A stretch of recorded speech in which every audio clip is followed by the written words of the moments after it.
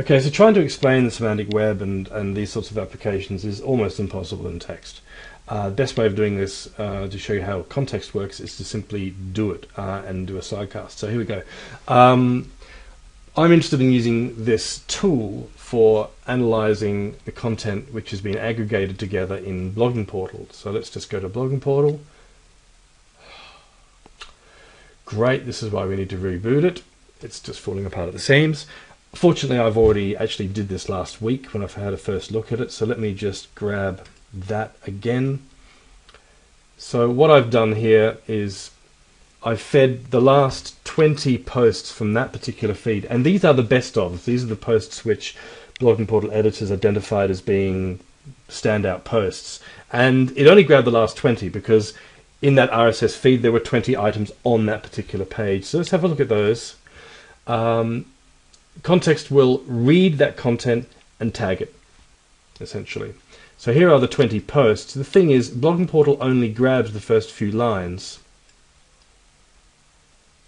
and tags that. It doesn't go to the actual source material and tag that. It'd be much better, for example, if it actually followed that link and read the full post and tagged all of it.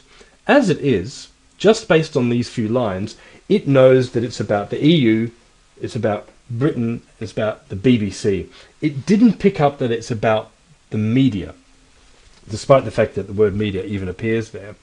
And that's a shame, because that's the essence of the article. But anyway, it did this with all 20 of these posts, and it identified in the setup I chose chose to use DBpedia, which is a semantically enriched version of Wikipedia, and provides various taxonomies.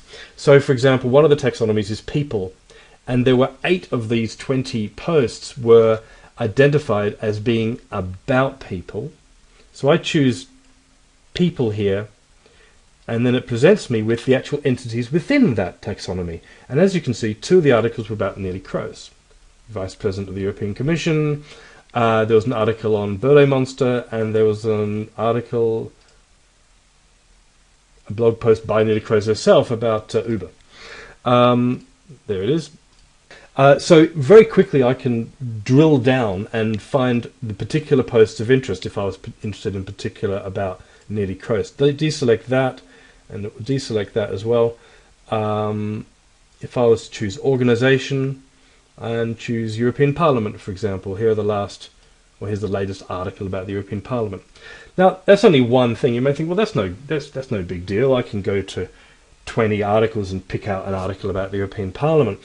But there are 317,000 posts in over 20 languages on BloggingPortal, and that number is growing every day.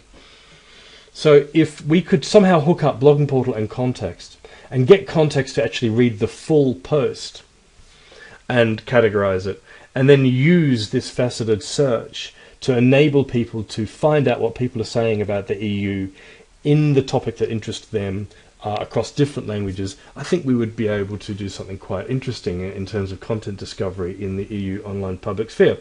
It doesn't just do faceted browsing, it identifies places, so you get a lovely map. There's a people timeline, so it takes out those people and it puts them on a timeline. I'm not 100% sure what that's about, to be perfectly honest. Of course, there's your tag cloud, naturally. 20 posts from BloggingPortal, the biggest tag is going to be the EU. Entity relations is, it's one of those nice graphs. I'm not 100% sure how people would use that. Let's just increase the number of items there by decreasing the threshold. And it's one of those things which says, okay, what's Carl Bildt talking about? Well, it's the entity item Carl Bildt is related to Prime Minister. The entity item Germany is related to Polish, something called Rizipin, and something else, I believe. It's just a little bit too big, isn't it? Anyway, possibly more interesting for people who are into this sort of thing is sentiment analysis, but really I would love to actually read the articles and do my own opinion about whether 60% of them are positive or not, just to find out how accurate this is. And under more views, you've got this lovely thing, co-occurrence matrix. Look at it go.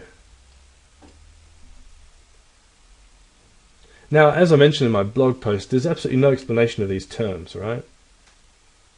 But this seems to be showing about how the terms here and the terms here are linked together by the various taxonomies. And that's ordering by cluster. What else is there? Ordering by frequency. Ooh. Probably not that much use when you're only looking at 20 articles and you're only looking at the opening paragraph of the 20 articles. But I think that some really interesting things could be done by piping the entire BloggingPortal fire hose into this engine. Unfortunately, right now that's impossible, so I'll be getting in touch with them soon.